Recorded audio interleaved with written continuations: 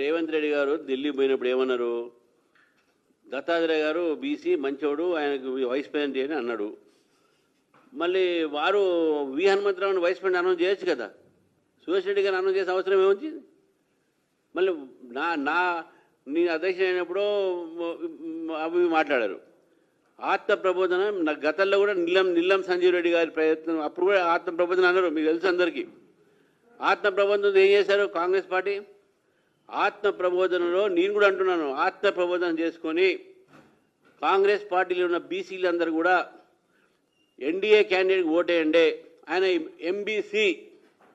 MBC నిజంగా బీసీల మీద ఎవరికైనా ప్రేమ ఉంటే అది కేవలం ఎన్డీఏకి ఉంది. ఎన్డీఏ ప్రభుత్వం ఉన్నది. ఎన్డీఏ క్యాండిడేట్ ఎంబీసీ ఉన్నాడు కాబట్టి ఓబీసీ కూడా ఎంబీసీ ఆయన కమ్యూనిటీ